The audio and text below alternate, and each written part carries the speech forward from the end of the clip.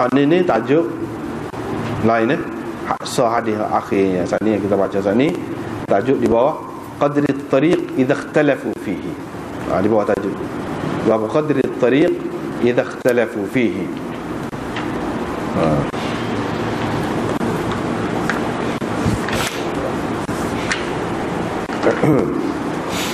Bab syuf'ah, dengan sanadnya Imam Muslim meriwayatkan daripada Jabir, beliau berkata Rasulullah sallallahu alaihi wasallam bersabda, sesiapa yang mempunyai ahli kongsi ataupun sesiapa yang mempunyai kongsi pada rumah ataupun kebun tamar,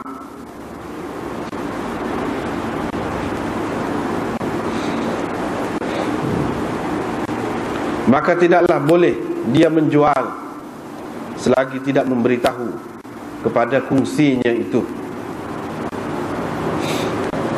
Kalau dia mahu, dia akan mengambilnya atau dia boleh mengambilnya, dan kalau dia tidak mahu, dia akan meninggalkannya atau boleh meninggalkannya. Dengan sanadnya Imam Muslim meriwayatkan daripada Jabir lagi, beliau berkata Rasulullah sallallahu alaihi wasallam telah memutuskan hak syafa'ah, yang telah memberikan hak syafa'ah pada setiap yang dikongsi, pada setiap harta yang dikongsi, lam tuqsam, yang belum dibahagi, sama ada berupa rumah ataupun kebun, tidak halal kepadanya menjual selagi tidak diberitahunya kepada ahli kongsinya ataupun orang yang bersyarikat dengannya. Fa in syaa'a akhadha, kalau kongsinya itu mahu, dia akan mengambil. Kalau dia mahu, dia akan meninggal. Yani kalau dia tidak mahu, dia akan meninggalkannya. Fa idza ba'a, kalau dia menjual dengan tidak memberitahu kepadanya, fa huwa ahaqqu bihi, maka kongsinya itu adalah orang yang paling berhak terhadapnya, terhadap barang yang dijual itu. Dengan sanadnya Imam Muslim meriwayatkan daripada Jabir bin Abdullah lagi, beliau berkata Rasulullah sallallahu alaihi wasallam bersabda, syuf'ah ada pada setiap yang dikongsi, pada tanah atau rumah atau kebun. Tidak boleh seseorang itu menjual sebelum dia mengemukakannya kepada kongsinya, sama ada ia akan mengambilnya ataupun tidak mahu, ataupun meninggalkan, yakni tidak mahu mengambilnya.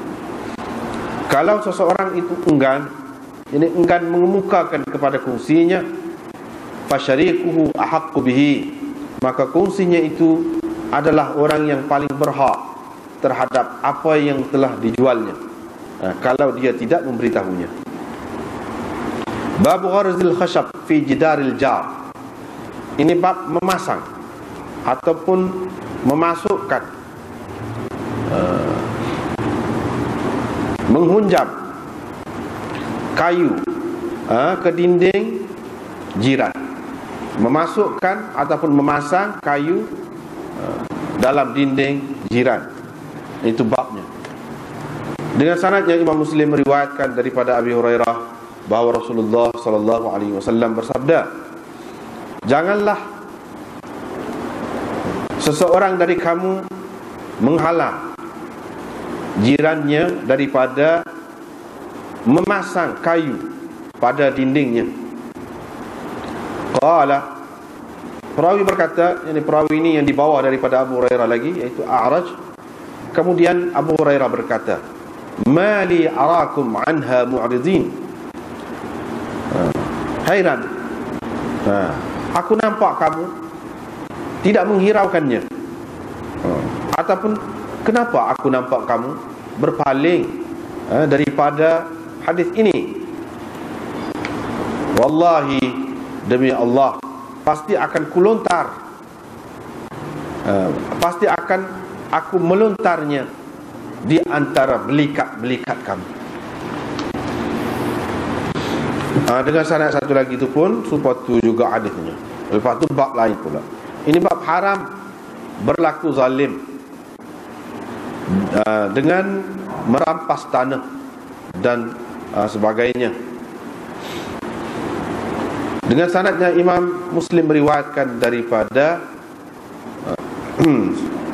Abbas bin Sahal bin Sa'ad As-Sa'idi daripada Sa'id bin Zaid bin Amr bin Nufail, sesungguhnya Rasulullah sallallahu alaihi wasallam bersabda, sesiapa yang mengambil sejengkal tanah dengan cara zalim, secara zalim, Allah akan mengalungkannya pada hari kiamat nanti daripada 7 petala bumi.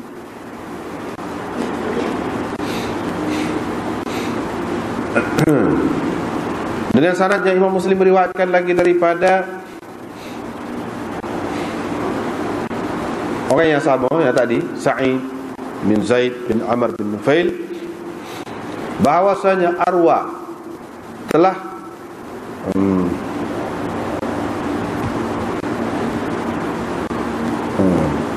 membawa kes kerana perkelahian ataupun pertikaian, perselisihan, telah membawa kes ke mahkamah. Khasamathu, telah membawa Sa'id bin Zaid ini ke mahkamah kerana ba'dhi darihi, kerana masalah yang berkaitan dengan sebahagian tanah dia. Faqala, maka dia berkata, siapa berkata? Yani Sa'id, biarkanlah dia, biarkanlah tanah tu, biarkan dia tu dengan tanah tu, ikut dia lah. Da'uha wa iyyaha. Da'uha, ha tu maknanya tanah tu lah, dar itu. Biarkan tanah tu dengan dia lah, ikut dia lah. Kerana sesungguhnya saya telah mendengar Rasulullah sallallahu alaihi wasallam bersabda, sesiapa yang mengambil sejengkal tanah dengan tidak benar akan dikalungkan dia dengan 7 petala bumi pada hari kiamat nanti.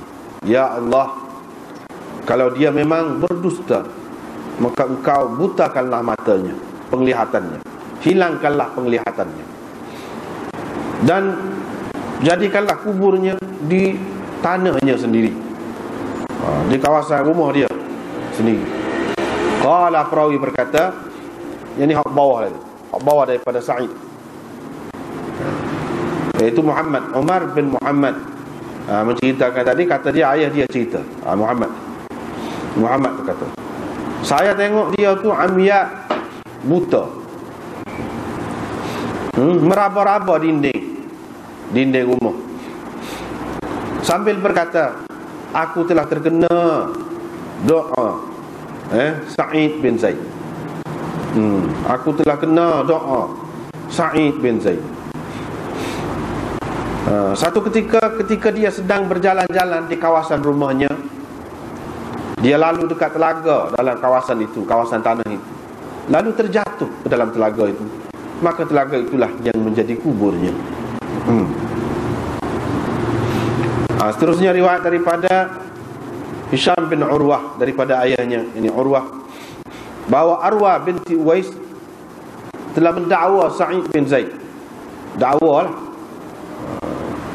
di mahkamah bahawa Sa'id bin Zaid telah mengambil sedikit daripada tanahnya.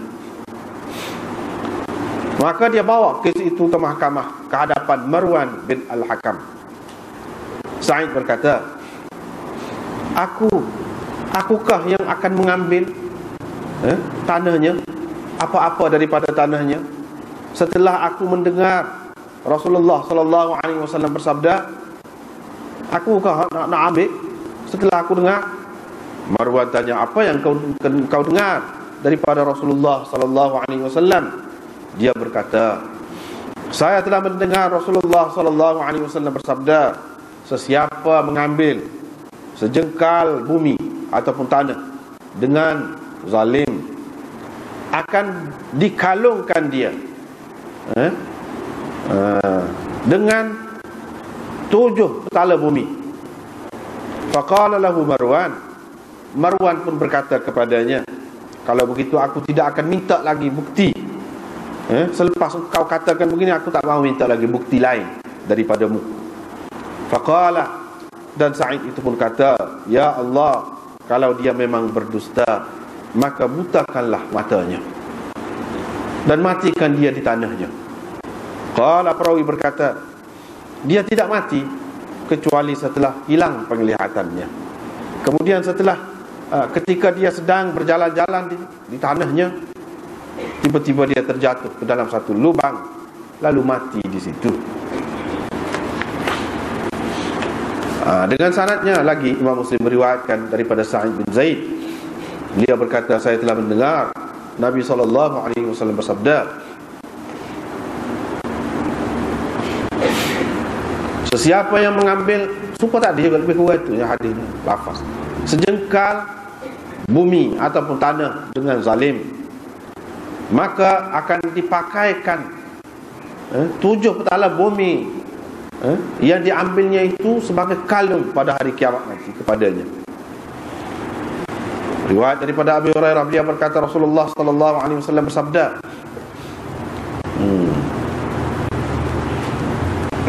tidak seseorang mengambil sejengkal daripada tanah tanpa sebenar, melainkan Allah akan memakaikan 7 petala bumi itu sebagai kalung kepadanya pada hari kiamat nanti. Diriwayatkan daripada Muhammad bin Ibrahim bahawa Abu Salamah menceritakan kepadanya, ketika itu ada berlaku perselisihanlah di antara dia dengan orang ramai, dengan orang-orang di tempat dia tu, berhubung dengan tanah. Dan dia pergi berjumpa dengan Aisyah. Dia pun sebutkan perkara itu kepadanya, pada Aisyah ni ada masalah tanah ni.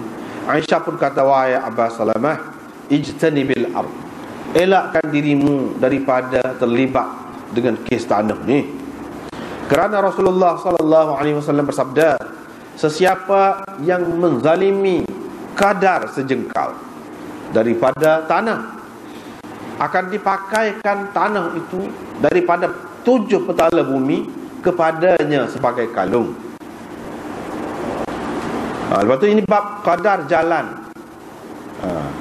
Apabila orang berselisih pendapat, berbeza pendapat tentangnya. Dengan sanadnya Imam Muslim meriwayatkan daripada Abi Hurairah bahawa Nabi SAW bersabda, idza ikhtalaftum fit tariq, kalau kamu berselisih pendapat tentang jalan, ju'ila arduhu, maka ditentukan lebar jalan itu seluas 7 hasta.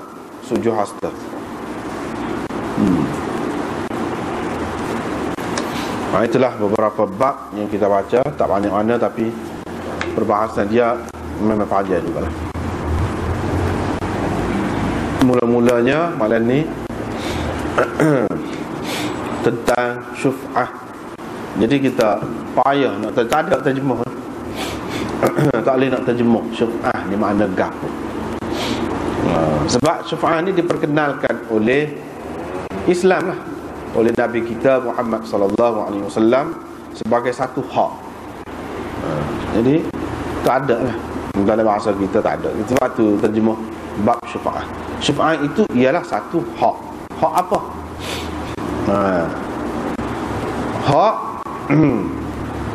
kalau seseorang itu berkongsi lah tanah, rumah ataupun lain-lain dengan seseorang yang lain ataupun beberapa orang yang lain, tiba-tiba dia jual bahagian dia, dia jual bahagian dia kepada orang lain, bukan kepada ahli kongsi itu, ahli syarikat itu, tidak, tetapi kepada orang lain dia jual. Maka ahli syarikat ataupun kongsi dia yang berkongsi bersama dia, tanah tadi ataupun lain-lain, dia lebih berhak. Dia boleh membatalkan jual beli tadi dengan mengambil tanah itu ataupun rumah itu untuk dia. Ambil rumah atau tanah itu untuk dia. Dia bayarlah seperti mana ataupun sebanyak sejumlah harga ataupun wang yang dibayar oleh orang luar tadi. Kalau 10,000, 10,000 lah. 100,000, 100,000, tapi dia berhak. Itu orang panggil hak syufa'ah. Itulah orang panggil hak syufa'ah. Dia ada keistimewaan itu apabila orang itu berkongsi untuk mengambil. Kalau tak ayak ke dia, kalau ayak ke dia, tak apa. Hak tu ada khilaf pula, nanti kita akan baca akan datang.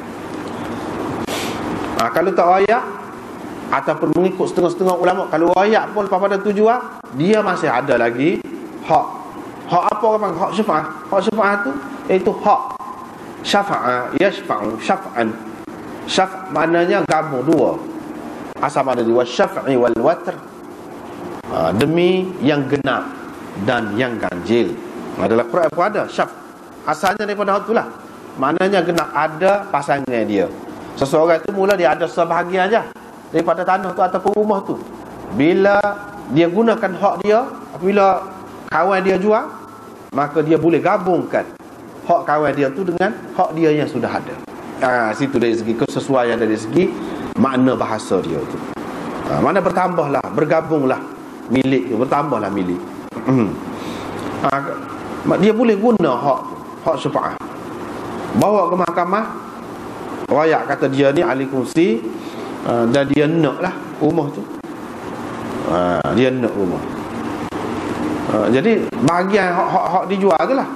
Ataupun kalau dia kongsi ni antara dua orang, bahagian hak seorang lagi tu, hak telah jual bahagian dia, dia boleh ambil. Memang hak dia. Kalau pergi cara tak benar, alik ni tak benar. Sebab apa? Hakim akan memutuskan kemenangan untuk dia.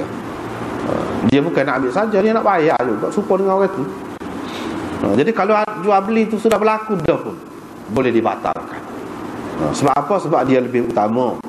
Dia ni syarik, orang panggil ahli kongsi, ataupun ahli syarikat. Itulah orang panggil hak syuf'ah. Itu orang panggil syuf'ah syirkah. Hak syuf'ah kerana perkongsian. Soal lagi orang panggil syuf'ah jiwar. Ni dalam kitab-kitab hadis biasalah ada. Dan bab syuf'ah ni boleh kata ada belakang kita hadis mana-mana pun. Syuf'ah jiwar. Syuf'ah jiwar ni tidak semua terima. Tidak semua ulama terima. Adapun syuf'ah syirkah tadi semua terima. Syirkah ataupun syarikah semua terima. Tapi syuf'ah jiwar ni bukan semua ulama terima. Hak hak syuf'ah jiwar. Syuf'ah jiwar ni lagu mana?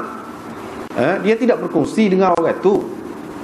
Cuma rumah dia tu sebelah menyebelah dengan orang seorang lagi. Orang hak sebelah rumah dia tu jual kat orang rumah dia, tak ada berkongsi apa. Jadi kita sebagai jiran kepada dia, kita boleh menuntut. Kalau sudah jual, batalkan. Boleh batalkan jual beli dengan cara bawa kepada mahkamah lah, bawa kepada hakim. Kalau nak putuskan sama kita pun boleh juga, tak payah bawa ke mahkamah. Kalau bawa ke mahkamah lah. Jadi kita boleh guna hak kita sebagai jiran. Mana sebagai jiran dia lebih utama daripada orang lain untuk mendapat rumah walaupun sudah jual. Jadi sepatutnya jiran ni bila dia nak jual, dia kena tawar kepada jiran dia dulu, royak dulu kepada jiran dia. Bila jiran dia tak sega apa tak lagi, barulah dia jual kepada orang lain. Sebab kalau dia tidak bagi tahu, jiran dia boleh batalkan beli untuk dia. Itu orang panggil syufa'ah jiwar. Bukan kerana berkongsi apa-apa, tapi kerana berjiran saja dia dapat hak syufa'ah itu. Dalam kedua-dua syufa'ah ini, sebab apa ke Islam memberikan hak ni? Iaitu untuk mengelak daripada tadarrur, darar, kemudaratan ataupun gangguan ataupun keadaan tidak sesuai lah, tidak senang hati mana-mana pihak. Itu tujuan. Kalau hak syarikat, kita berkongsi apa-apalah kongsi antara dua orang ke, antara beberapa orang ke. Boleh jadi kalau jual mana-mana bahagian saham tu kepada orang lain nak mari tu jenis payah bahasa, nak kira apa payah, nak bersuara payah. Susah. Jadi kalau jual saja boleh ke orang lain selalu. Lepas tu dia boleh mari, dia ada kuasa dia juga. Boleh jadi dia jenis payah bahasa ke apa ke. Kita tak kenal dia payah bahasa. Jadi susah orang kemudian. Dengan sebab tu dia ada hak. Begitu juga jiran pun begitu juga. Sebab tu kawan ni dia jenis orang jum lah, jenis suka kat agama. Hak ni tidak suka kat agama. Kalau dia mari duduk jiran tu tanya pasal lagu tu dengar, katakanlah misalnya, lepas tu dia buat bisnes cara dia lah, tidak sesuai dengan kita. Lepas tu dari segi pengajaran, anak-anak dia pun tidak serupa dengan kita, katakanlah misalnya. Ini memudaratkan. Jadi kalau ambil kita tak apa. Ambil kita tak apa. Dia boleh batalkan hak tu. Kalau jiran tu jiran jenis baik, hak jual kepada orang baik, ialah nasib lah. Orang baik tak apalah kawan. Boleh jadi dia nak ke dia. Dia nak ke dia. Bila dia boleh ke dia nak ke adik dia, ke adik dia, ke siapa, ke ikut dia lah. Kalau tidak masalah, orang hak nak orang yang membeli tu orang tak baik pun, dia ada hak dia. Itu orang panggil hak syafaat. Ada dua hak syafaat. Satu, hak syafaat pada barang yang dikongsi. Dua hak secara kasar. Mengikut setengah-setengah ulama yang ada tiga hak syafaat. Satu, pada barang yang dikongsi yang dijual. Yang kedua, mana orang panggil hak syafaat fil mabi', pada barang yang dijual tu sendiri. Yang kedua, hak syafaat fi haqqil mabi', pada hak ataupun apa-apa yang ada kaitan dengan barang yang dijual. Jadi ada hak dia. Bukan benda yang dijual tu tanah, tapi hak ada kaitan dengan tanah tu jalan misalnya. Jalan tu kita akan berkongsi dengan orang lain. Itu haqqil mabi'. Yang ketiganya syafaat jiwar ataupun syafaat juar tadi, syafaat kerana jiran tadi lah. Jadi boleh tiga macam. Baiklah. Kita tengok sini Imam Nawawi tulis dulu. Tengok. Hak dari segi lurah tu tak payah bahas hak tu.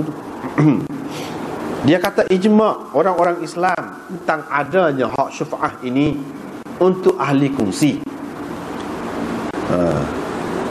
Pada ataupun berhubung dengan akar, tanah yang tetap, harta benda yang tidak boleh dipindah, akar itu orang panggil.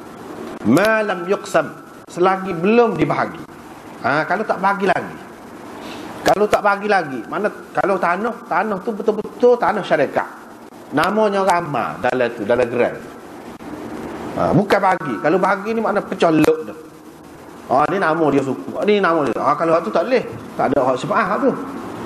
Hak ada ni memang belum dibagi lagi. Kalau sudah jadi hak dia suku dah, tak apa nak jual. Sudah pecah lok. Itu maksud hadis ni. Kalau kita perhatikan hadis ini, nampak sesuai benar bahawa Islam ni ke depan lagi daripada hukum tanah zaman sekarang, zaman moden. Hukum tanah zaman lalu ke depan lagi. Kita tengok hukum tanah lalu ni tak ada hak syafaat. Dah muka tak jalan hukum Islam. Hukum Islam hak jalan cara kau nikah kahwin saja. Cakap tu. Mahkamah ada pun sekitar tu. Kalau hak ni kita tanah ni mahkamah lain. Mahkamah orang putih.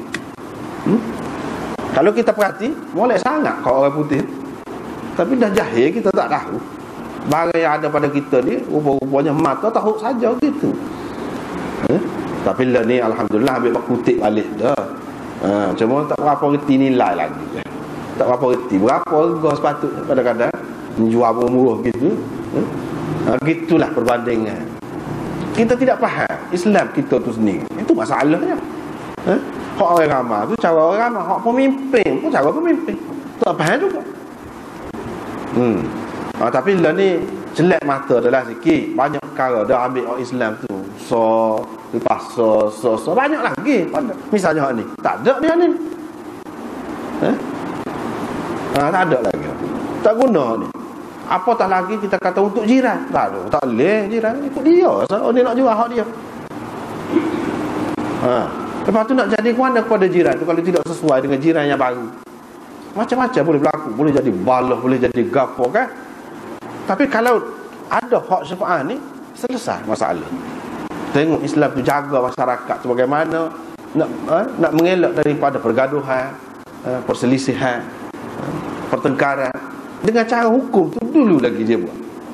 Senang kalau lagu tu. Baiklah. Selagi belum dibahagi. Kalau kita perhati sini memang pecah luk gapo. Wah ya ada. Fa idza waqa'atil hudud wa surrifatit turuq fala syuf'ata.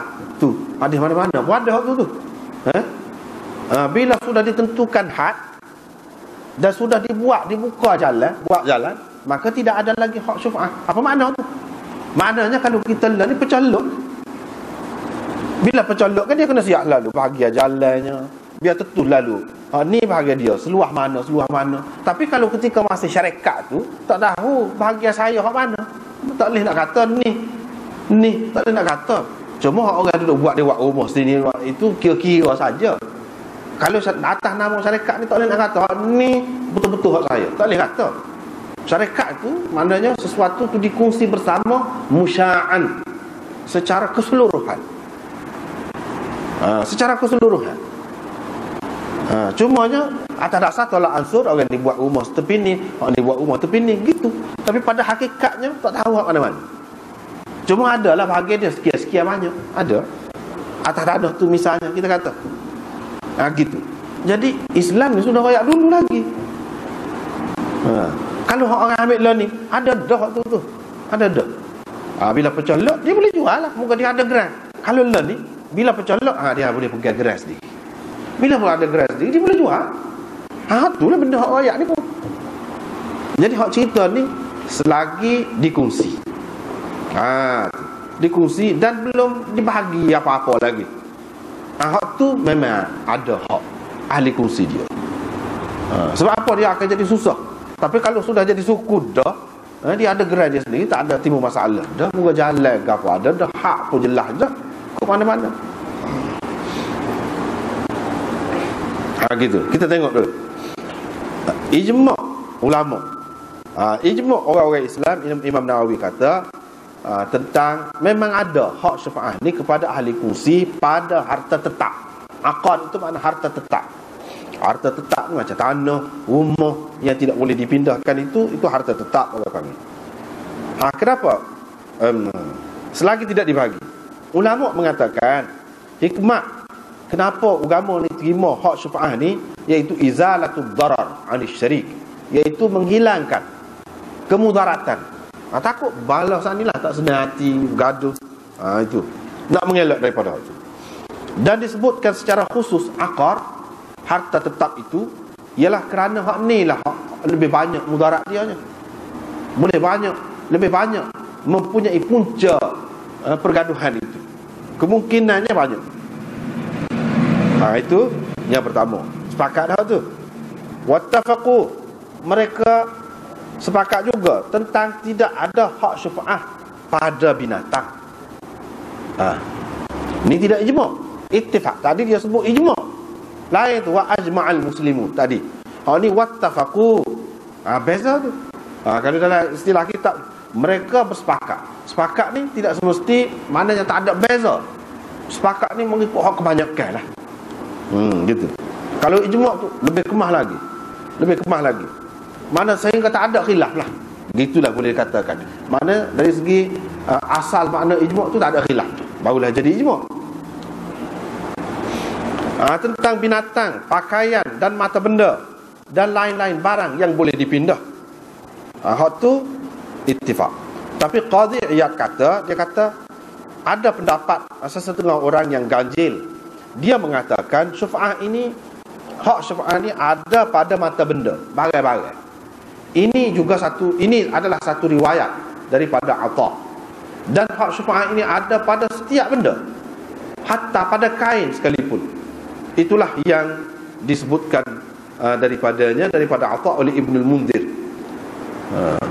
Dan ada satu riwayat daripada Imam Ahmad mengatakan memang ada juga hak syafaah ni pada binatang dan binaan yang berasingan, ada juga. Nah gitu. Maknanya tadi dia kata ittafaqu, itu makna sepakat kebanyakan ulama. Tetapi ada juga ulama-ulama seperti Atha di sini. Dan satu riwayat daripada Imam Ahmad, Ibnu Hazm, dan ramai lagi juga yang lain yang mengatakan boleh pada ada hak syafaah ni pada segala perkara. Perkara yang dikongsi lah, maksudnya perkara yang dikongsi. Kalau seseorang tu kongsi kain, dia menego kongsi kain. Jadi hak kawan tu nak jual kain tu bahagia dia. Jadi ada ke hak syafaah kepada kawan dia ni? Sajalah. Kalau orang hak kata tak ada, tak boleh lah. Syafaah ni pada tanah sajalah, pada rumah. Tapi kalau kain apa tak boleh. Tapi kalau mengikut demon ni boleh. Sebab apa? Sebabnya dia pegang. Macam Ibnu Hazm dalam Muhalla bahas panjang. Dia kata dia pegang dengan hadis ni. Dia kata qadha Rasulullah sallallahu alaihi wasallam bisyafa'ati fi kulli syirkatin lam tuqsam. Fi kulli syirkatin. Nabi sallallahu alaihi wasallam telah memberikan hak syafaat pada setiap barang yang dikongsi. Setiap barang. Mana khusus tanahnya? Dia bagi kota. Mana khusus tanah? Hak lain-lain pun boleh juga. Sebenarnya hak ni molek juga pendapat ni. Mana ada keutamaan, ada keistimewaan tu ahli kongsi tu. Walaupun kongsi apa pun, kongsi binatang, kongsi apa pun, walaupun benda tu boleh dipindah, asalkan ada kongsi, ada bahagian dia, maka dia boleh gunakan hak syafaah dia. Dia kata dia pun ni. Sebab apa Nabi SAW kata fi kulli syirkatin. Dia sebut fi kulli tu apa makna? Lepas tu dia pun ni kata, dia mau kata khusus dengan tanah, dengan rumah ke apa. Tu kan ada tu syirkatin, setiap barang yang dikongsi tu rab'atin au ha'itin, rumah ataupun kebun. Tu sebab rab'atin tu jadi gapo kata dia. Kalau kita belajar nahwu, dia kata jadi badal. Badal tu hak tula lah. Syarikat yang dimaksudkan itu iaitu berupa tanah dan hak tu bukan hak lain. Puak-puak tu kata itu sebagai contoh saja. Sebagai contoh saja, nak mudah, dan hak kebanyakannya hak lebih banyak kemungkinan boleh berlakunya pergaduhan dan tidak senang hati mana-mana pihak. Hak tu lah hak disebut tu. Tapi bukan khusus dengan hak tu. Berapa banyak hak Nabi SAW tidak sebutkan dalam hadis, kita duduk pakar. Dia kata gandum, hak kena zakat ni. Kita beras pun kena juga. Apabila beras, tak ada beras, tak ada sebut padi. Tak ada dalam mana-mana hadis. Adanya gandum. Begitu juga dalam bab riba ke apa, ada sebut riba tu gandum, bali, beras, padi. Kita ni tak ada. Tapi orang pakar tu juga. Apa? Dia kata gitu. Hak ni pun sepatutnya gitu jugalah. Kalau contoh tu sekadar contoh. Berapa banyak Nabi SAW rayak? Dia rayak sikit je. Lepas tu kita fikir tengok dah, apa maksud dia? Dia nak bagi keistimewaan kepada ahli kongsi tu. Satu. Yang kedua, kalau sewenang-wenang boleh jual, boleh jadi mari hak payah basah duk kongsi dengan kita ni, malah lah. Jadi tujuan utama Islam ni nak mengelak daripada sebarang perbalahan, sebarang pergaduhan. Kan molek tu kalau pakai hak tu pun dah jelas dia berkongsi. Berkongsi tu maknanya dari segi apa dia, akaun gapo pun mana bersama, semua bersama berlaku. Jadi bila masuk orang itu kan nama, jadi payah pula. Jadi kalaulah kita guna hak syafaat ni kan bagus kata dia. Tapi itu pendapat Ibnu Hazm dan Atha. Imam Nawawi sebut sini, dia kata syar, ganjil ni pendapat ini. Tapi pada ana tidak ganjil. Ganjil ni nisbah kepada sesuatu golongan. Ganjil ramai juga ni hak pendapat lagu ni. Sebab tu dia sebut ittifaq, dia tidak sebut ijma'. Lain tu beza. Kalau ittifaq ni kemungkinan ramai berbeza pendapat tu lebih lagi. Kadang-kadang ulama sebut sebagai ijma'. Kadang-kadang kalau kita perhati dalam kitab, ada lagi. hak ni tak sependapat dengan hak lain-lain. Sedangkan ulama-ulama kata tak boleh jadi ijma' ni sepakat setiap zaman tu, ataupun di sesuatu zaman tu tentang sesuatu perkara sepakat semua ulama mujtahid. Kadang-kadang hak dia kata sepakat tu ijma' tak lagi sebenarnya. Apatah lagi hak dia kata ittifaq ni, jauh lagi. Dengan itu maksud anak yang duduk tekan ni, maknanya kalau kita tengok ada kebaikan pada menerima pendapat yang disebut misalnya oleh Imam Nawawi di sini sebagai syadz, ada baiknya lebih sesuai dengan sesuatu zaman, dengan satu tempat, boleh dipakai. Boleh dipakai. Sebab syadz itu nisbah kepada sesuatu golongan, bukan kepada keseluruhan. Syadz, misalnya syadz dalam mazhab Syafi'i, memang syadz pelik ganjil sungguh. Ini nak banding dengan hak Syafi'i orang lain semua kata lagu tu, dia seorang kata lagu lain. Tapi hak dia kata lagu lain seorang ni sebenarnya dalam mazhab lain banyak lagi. Semua nak orang kata lagu tu dalam mazhab lain. Jadi syadz itu nisbi, ganjil itu nisbi, bukan mutlak. Itu benda yang kita kena faham. Kalau tidak kadang-kadang jadi penipuan lah. Apa kadang-kadang lagu ni, kadang-kadang lagu ni. Itu benda kena faham. Kalau faham kaedah tu selesai. Ni dia kata ittifaq lah. Kadang-kadang dia sebut ijma' ulama. Ijma' ulama adalah satu mazhab. Istilah ijma' tu luas pula. Bila dia kata ijma', boleh jadi ijma' ulama dalam satu mazhab. Lepas tu bila kita buat satu perkara tu, apa kata kan ijma' dah kata ijma', dia tidak faham. Ijma' tu kadang-kadang ulama sebut ijma' dalam satu mazhab, dalam mazhab lain tak ada pun. Bahkan ijma' atas hak sebalik. Hak sebalik. Itulah bendanya. Lepas tu Imam Nawawi sebut, adakah sabit syuf'ah itu dengan berjiran bil jiwa? Sini tak tahulah hak lain. Kalau dalam kitab ni salah ni, ra tu jadi macam zai, titik. Cuba perhati pun ada titik ke tidak? Kalau ada titik, buang titik tu tak betul. Bukan zai, ra. Kalau zai gak bil jawas, penipala lah, tak faham. Apa makna bil jawasnya? Bil jiwas tu tak ada tu. Kalau nak ada pun bil jawas dengan keharusan. Apa makna keharusan? Penipala lah. Bukan bil jawas tu. Ra tu salah titik. Bil jiwar. Hak kita sebut tadi syuf'ah jiwar. Kalau betul dah betul lah, tak apalah. Hak sini ayat ni. Kalau hak serupa dengan kitab ni kan boleh jadilah. Ada titik tu. Hak tak ada titik tu yang betul. Kadang-kadang kitab ni dia salah. Salah cetak. Bukan salah pengarang asal tu, salah cetak. Tu benda kita kena faham tu. Sebab itulah hak nak ngaji, nak mengajar pun dia kena faham molek. Kadang-kadang salah ni cetak lah lain. Padahal salah cetak tu. Biar kita boleh pasti hak ni hak salah, hak ni hak tidak salah, barulah boleh. Kalau tidak tak boleh mengajar, bahaya. Macam ni bil jawas, kerja bil jawas, bil jiwat, syuf'ah jiwat. Hak kita ayat tadi tu. Jadi hak sudah bagi. Baik. Kalau sudah berkongsi, sudah bagi dah, ada log masing-masing dah. Hak sudah bagi. Adakah sabit syuf'ah dengan sebab berjiran? Berjiran itu makna jiwar. Kalau orang lain suku sakat, kita tidak berkongsi pun dengan dia, tapi dia tu jiran kita, dia jual. Adakah ada hak syuf'ah? Bagi kita ni ada ke? Tu dia nak ayat. Fihi khilaf, kata dia. Ada khilaf dalam masalah ni. Madhhab Syafi'i wa Malik wa Ahmad wa jamaahirul ulama la tathbut bil jiwar, kata dia. Mengikut mazhab jumhur ulama Syafi'i, Malik, Ahmad dan jumhur ulama tidak sabit. Tidak ada hak syafaah itu dengan sebab berjiran, tidak ada. Jadi jiran tak boleh. Kalau orang tu jual, tak boleh, hak dia. Tak boleh nak guna hak syafaah ni mengikut demo ni.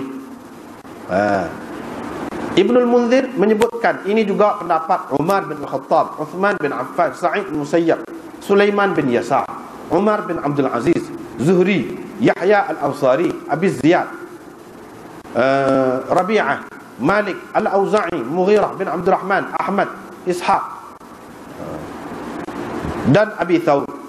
Ramah tu apa pendapat lagu saat ni. Lepas tu Imam Nawawi sebut, wa qala Abu Hanifah wa Thawri tathbutu bil jiwar wallahu a'lam. Dia begitu sekata. Abu Hanifah dan Al-Thawri kata sabit juga dengan sebab berjiran. hak syafaah ni ada juga dengan sebab berjiran. Kena kira tak ramah. Tak ramah pun ramah juga. Cuma dalam kitab ni dia sebut tak ramah. Kita tengok dalam kitab ni. Dalam kitab ni dia sebut.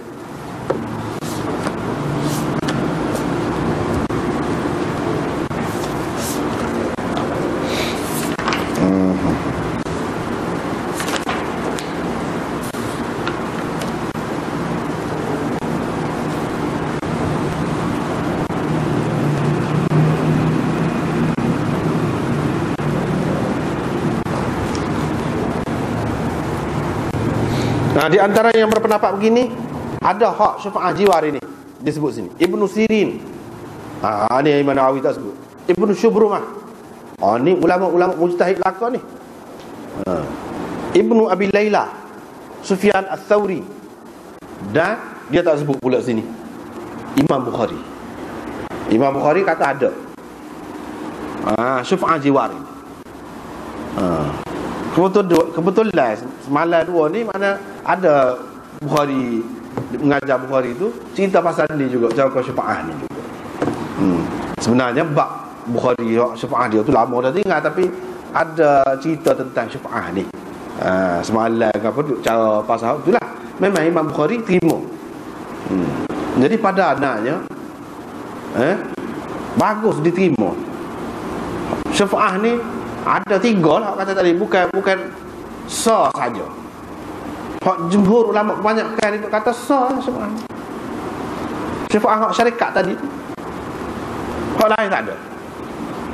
Kalau nak kira dari segi maksud syarak tu, nak mengelakkan daripada mudarat mana-mana pihak, maka mudarat itu ada pada semua, bukan ada pada hak syarikat tu saja.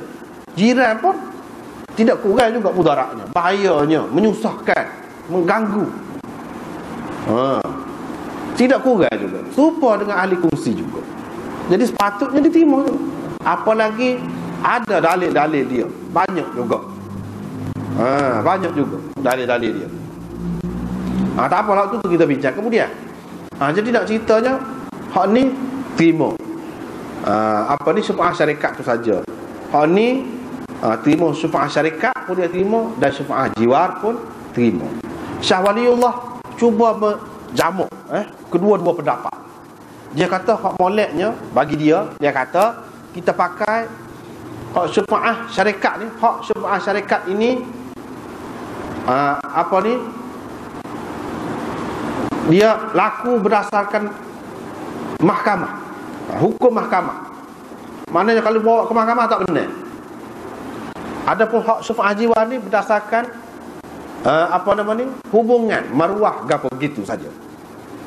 Mana kalau bawa ke mahkamah tak boleh. Benar tu dia. Tapi hak molek dari segi akhlak, dari segi adabnya, dari segi orang yang bermaruah, sepatutnya dia kena utamakan jiran dia. Sekadar bukan sebagai satu hak yang boleh dituntut dalam mahkamah. Tidak. Itu mengikut Syah Waliullah. Tapi mengikut Imam Abu Hanifah, Imam Bukhari dan lain-lain hak sependapat dengan dia tu, tak, memang satu hak serupa dengan syafaah syarikat, serupa tu. Mana kalau tak layak jual, boleh pergi menuntut, bawa kes itu ke mahkamah. Kita nak beli, kita sebagai jiran dia, boleh. Jadi pada anaknya dari segi ni, hak lebih molek hak tidak, hak kurang ramah. Hak kurang ramah ni, hak ni lebih molek. Dan ini bukan satu pendapat saja, ada hadis dia juga. Cumanya orang ni dia tak terima lah hadis tu. Dia tak terima hadis tu. Hadis tu dia pakai dengan makna ni juga. Misalnya dia kata Nabi SAW memutuskan ataupun memberikan hak syafaah kepada setiap barang yang disyarikat, yang dikongsi. Ini dia sebut kongsi. Lepas tu dia sebut kalau sudah kalau di sini tak ada sebut dalam hadis ni, iaitu fa idza waqa'atil hudud wa surrifatit turuq fala syufa'ata. Hak tu dalam Bukhari pun ada. Apabila sudah tentu dah hak-hak masing-masing, dah sudah dibuat jalan, sudah disediakan untuk jalan, maka tidak ada lagi hak syafaat. Kalaulah hak syafaat jiwar ni ada, Bapa Nabi SAW kata bila sudah pecah luk tu, mana tak ada dah hak syafaat. Ada lagi lah atas dasar jiran. Ni dia kata tak ada dah hak syafaat. Fala syafa'ata. Nafi di situ, nafi jenis. Tidak ada lagi sebarang bentuk syafaat. Tak ada dah, kata dia. Ini menunjukkan syafaat tu pada barang yang dikongsi saja. Jiran tak ada. Kalau jiran tu boleh, walaupun sudah pagi, sudah pecah luk pun boleh lagi lah. Bapa, tentulah tak using lah, biarlah dia nak jual, dia nak apa pun. Hatta kalau dia pecah luk sekalipun, kita boleh lagi guna. Tak ada sebut. Ini menunjukkan bahawa khusus dengan hak tu, kata dia. Itu dalil dia.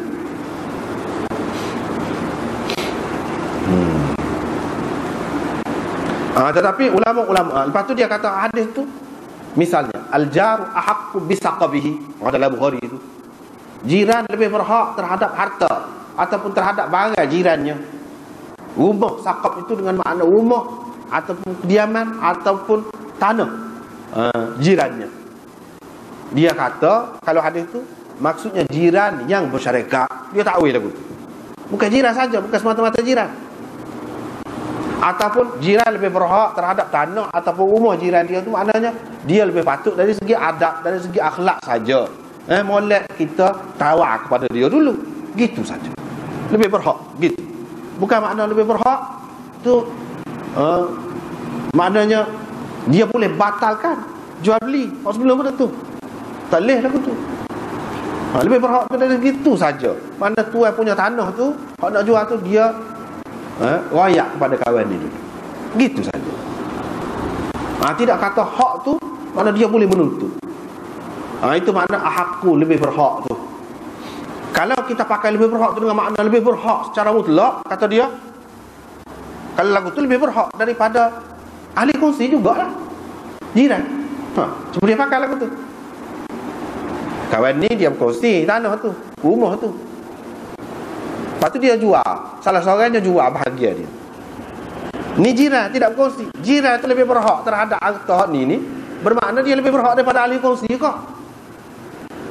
Kalau lebih berhak, canggah dengan hadis ni pula. Dengan sebab tu kita kata tak ada, jiran tak ada hak, kata dia. Sebab apa? Hadis itu kalau lebih berhak bermakna lebih berhak daripada ahli kongsi. Bercanggah dengan hak ni pula, kata dia. Dia buat ikut tu. Sedangkan ulama-ulama ni kata dah, tidak bercanggah. Canggah di mana siapa tak boleh pakai hak tu. Ni tidak bercanggah. Misalnya dalam Tirmizi, dan banyak lagi dalam kitab-kitab lain, dia sebut al-jar ahaqqu bidaril jar wa bil ard. Jiran lebih berhak terhadap rumah jiran dan tanahnya. Tegas sebut. Hasan sahih dia sebut. Dan banyak lagi dalam hadis-hadis yang lain disebutkan dengan tegas. Itu tak ada sebut kongsi. Tak ada sebut kongsi. Apa yang kita nak kata jiran yang berkongsi pula? Tak ada kongsi. Jiran saja. Cumanya tidak bercanggah dengan hadis ni. Sebab hadis ni royak keutamaan. Memang kita terima keutamaan mula-mula sekali kepada ahli syarikat. Keutamaan. Lepas pada tu kalau ahli syarikat tak saya terima, tak saya beli, tak saya gapo, bolehlah kepada kawan ni. Nombor dua. Tapi dia berhak juga. Cuma hak dia tu nombor 2, bukan nombor 1. Hak ni kita pakai hak ni kepada ahli syarikat. Hak tu yang lebih berhak daripada yang lain-lain. Kalau tak ada dia, ataupun kalau rumah tu tidak dikongsi pun, tak ada masalah kongsi, tak ada, maka hak ni lah duduk nombor 1, paling berhak.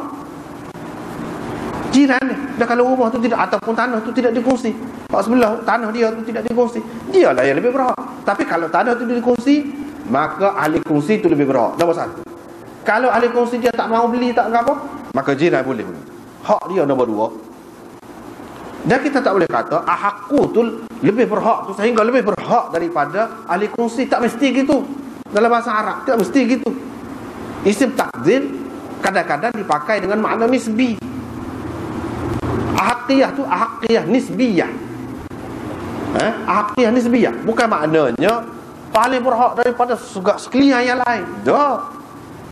Daripada ahli kongsi pun dia lebih berhak. Tidak, kita tak pakai lagu tu. Paling berhak selepas ahli kongsi daripada yang lain. Gitu. Ulama banyak pakai lagu tu. Misalnya hak mula-mula sekali dijadikan qalam. Dalam setengah-setengah hadis pula hak mula-mula sekali dijadikan arash. Hak hadis lain pula mula-mula sekali dijadikan kursi. Hak mana hak mula-mula sekali? Awal tu. Hak mula-mula sekali. Ulama selesai masalah tu. Awaliyah ni dia ada awaliyah mutlak, ada awaliyah nisbi. Kita boleh kata tu, boleh selesai. Hak ni pula gitu juga apa ni? Tidak menafikan, tidak bercanggah. Lepas tu kita tidak guna akal. Hadis juga ada. Hadis juga. Imam Bukhari faham berdasarkan hadis dia, al-jar ahaqqu bi saqabihi. Dalam Bukhari ada hadis tu. Lebih berhak terhadap tanah dan harta jiran dia. Dia tak ada ayat jiran yang bersyarikat. Al-jaru syarik, al-jaru syarik. Nah, tak ada. Al-jar saja. Sebab itu Imam Bukhari dalam mazhab dia boleh ada hak syafaat tu. Gitu. Hak moleknya hak tu. Sebab apa? Dari segi maksud syariat tu kalau kita perhati ada pada kedua-duanya. Ada pada kedua-duanya.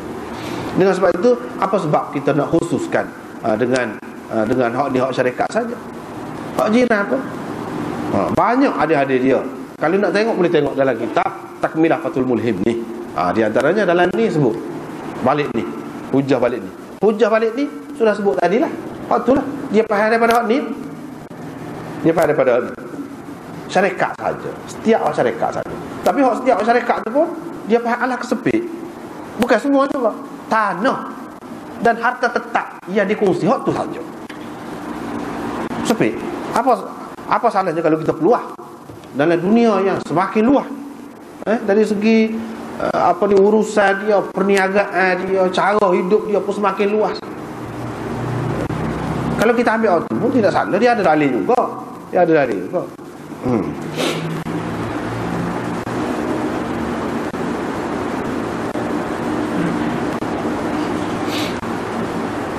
Nah, itu perkara. Perkara yang kedua, Imam Nawawi pun sebut di sini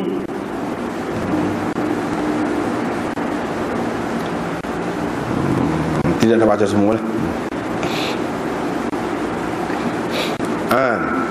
Syafaah ni, hak syafaah ni ada pada setiap ahli kongsi, pada setiap barang yang dikongsi. Siapa yang berkongsi itu? Kalau orang kafir kongsi dengan orang Islam, dia ada hak juga. Ada hak juga. Kalau kafir zimmi, dia kongsi dengan orang Islam. Orang Islam jual, adakah dia berhak? Dia berhak. Dia boleh guna hak syafaah ni juga. Jadi artinya hak syafaah ni bukan khusus dengan orang Islam saja. Dengan itu kalau kita kata hukum Islam ni untuk orang Islam saja, masyarakat Islam saja, orang kafir tak boleh. Tak betul. Berapa banyak hukum-hukum ni dia tak selalu orang kafir. Hak ni pun ada kena-mengena juga. Dia boleh. Maknanya hukum Islam ni bukan untuk orang Islam saja. Dan alangkah baiknya kalau hukum ni berjalan, orang kafir pun boleh. Kalau kita kemukakan benda-benda ni kepada orang kafir, apa sebab dia tak terima Islam? Ni duk kemukakan benda-benda yang menakutkan dia. Daripada sekecil-kecilnya sampai sebesar-besar. Benda-benda yang menakutkan. Tak layak benda-benda yang tak ada. Sekarang ni orang tak buat lagi. Tak ada keistimewaan. Undang-undang orang putih pun tak bagi. Undang-undang Islam dia bagi. Apa dia tak sih? Sebab itu Imam Nawawi pun sebut di sini. Imam Nawawi pun sebut. Mana bukan khusus dengan orang Islam. Sebab dalam hadis ni dia kata hak syafaat ni kepada setiap barang yang dikongsi. Siapa yang berkongsi dia tak sebut. Mana atas dasar umum itu ulama faham bahawa boleh berlaku.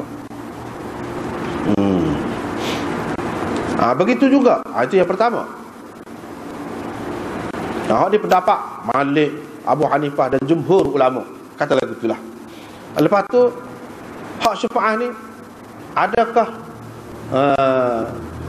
sabit kepada orang yang bermukim saja ataupun orang yang dalam perjalanan, orang badui pun ada juga, umum. Bukan maknanya di tempat yang tetap saja ada hak ni. Tempat hak tidak tetap tu pun ada juga.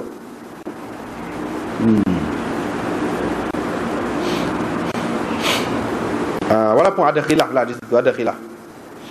Lepas tu Nabi SAW bersabda, dia tidak boleh menjual selagi tidak memberi tahu kepada ahli kongsinya. Kalau ahli kongsi dia nak, tak apa lah. Kalau ahli kongsi dia tak sibuk, tak apa juga. Situ ada khilaf. Hak ni kan, dia lebih berhak. Kalau dia tidak memberitahu, dia lebih berhak. Kalau dia tidak boleh jual sebelum dia kemukakan kepada ahli kongsi dia. Lepas tu sama ada ahli kongsi dia nak ambil atau tidak, itu suka hati dia lah. Kalau dia tak sirayat, dia jual gitu je, maka ahli kongsi dia tu adalah lebih berhak. Kalau dia tak bagi tahu, daripada hadis-hadis ini ulama-ulama berselisih pendapat pula. Ada yang mengatakan kalau dia sudah bagi tahu, tak ada dah hak. Dia sudah bagi tahu, lepas tu ahli kongsi dia tak ada kata, kita nak ataupun nanti dululah, nak bicara dulu, jangan jual lagi. Dia tak kata begitu. Bila raya, gitu nak jual, ikut kata ikutlah. Nah, ataupun dia tak kata gapo, beritahu dah dia tak kata gapo, dia tidak halal, maka dia tidak ada hak dah. Itu pendapat Imam Ahmad dan Ishaq. Tapi pendapat jumhur ulama, termasuk Abu Hanifah, Syafi'i, gapo Malik, dia kata dah. Walaupun bagi tahu dah pun, dan dia tak kata gapo, lepas tu jual, dia ada hak lagi. Nak guna hak syufa'ah, ada lagi. Sebab apa? Sebab hak syufa'ah ni, kata mereka, baru ada setelah dijual. Sebelum dijual tak ada hak syufa'ah ni. Dah hak syufa'ah ni dia ada apabila dijual. Kalau bagi kat orang, tak boleh. Tak ada hak syufa'ah. Hak syufa'ah ni yang berkait dengan jual beli saja. Kalau seseorang tu bagi kepada anak dia, bahagian dia, tak boleh. Sebab bagi saja, bukan jual. Dia hak syufa'ah ni hanya ada pada jual beli saja. Dia kata, pokok ni jumhur ulama ni, dia kata hak syufa'ah ni baru ada apabila berlaku jual beli. Sebelum ada dah, kalau lah dia kata ikut ataupun dia tak kata gapo, hak tu sebelum berlaku jual beli. Mana nak ada hak lagi? Tak ada hak. Gitu. Supaya dengan orang tak menikah lagi, dia tak ada hak untuk cerai bini dia, walaupun dia nak, kata dia nak, dia kenal orang tu, tak akad nikah lagi. Tak ada hak untuk cerai. Hak cerai dia apabila nikah, baru ada hak cerai tu. Supaya juga ni, hak syufa'ah ni baru ada apabila ada jual beli dulu. Kalau tak ada jual beli, tak ada. Jadi apa senyap tadi, senyap tu cara tu tak kira, tapi dia tetap ada hak lagi. Tetapi Imam Ahmad dia pegang dengan sahih hadis ni. Kita duduk baca. Dia kata fa'in aba fasyarikuhu ahaqqu bihi hatta yu'dhina. Tu fa idza ba'a wa lam yu'dhinhu fa huwa ahaqqu bihi. Kalau dia jual dan dia tidak bagi tahu, maka kongsi dia tu lebih berhak terhadapnya. Ni dia kaitkan dengan tidak bagi tahu. Kalau tak bagi tahu, kalau bagi tahu, artinya hak dia tak ada dah. Keadaan dia lebih berhak, tak ada dah. Supaya dengan orang lain juga lah, tak ada keistimewaan adalah. Sebab apa? Dia sebut sama sini, kena bagi tahu. Kalau tak bagi tahu, kalau dia jual dengan tak bagi tahu, maka dia lebih berhak. Artinya kalau dia jual dengan bagi tahu dan dia tidak menyatakan dia nak, maka dia tidak lebih berhak. Dia tidak lebih berhak. Itu kata Imam Ahmad, Imam Ishaq dan orang-orang lain lagi yang sependapat dengan mereka berdua. Tapi jumhur ulama kata tidak. Kalau nak kira dari segi zahir hadis ini, menyokong Pak Imam Ahmad tu, menyokong Pak Imam Ahmad. Tetapi kalau dari segi kemaslahatan, dari segi kebaikan, manfaat umum, lebih baik jumhur ulama tu. Lebih baik jumhur ulama. Jadi hak ni dia kata boleh jadi hak maksud Nabi sallallahu alaihi wasallam suruh bagi tahu dengan maksud dia nak beli ke tidak. Gitu, bukan pada sebagai wajib. Bukan sebagai wajib. Apa ini harta dia betul benar apa kena tanya orang. Kalau itu tidak bebas lah nak menguruskan harta. Sedangkan seseorang itu dikira dia boleh menguruskan harta benda dia apabila dia bebas. Ni tidak bebas. Dia kata kena tanya dia. Paling tinggi hak maksud hadis Nabi sallallahu alaihi wasallam suruh rakyat ni apa? Maknanya kita melera dari segi adab akhlak. Gitu. Rakyat ke dia. Ataupun boleh jadi dia nak, lepas tu kita rayak ke dia tu. Bukanlah mana sesuatu yang mesti. Dia kata begitu. Ialah hak syafaah ni kalau dituntut oleh ahli kongsi tu, kalau dia tidak tuntut, tak ada cerita lah. Kalau orang ni jual, dia kongsi benda tu, tanah tu. Lepas tu kongsi-kongsi dia tu tak kata apa, senyap tak ada apa lah, jadilah gitulah. Ni masalah kalau dia membantah, maka dia boleh guna hak syafaah dia tu je. Kalau dia tak bantah, tak apa, tak ada masalah. Kalau dia bantah, berkenaan dengan jiran tadi pun lagu tu juga. Jadi hak semoleknya, pada adanya molek guna juga, pakai juga syafaah jiwar itu.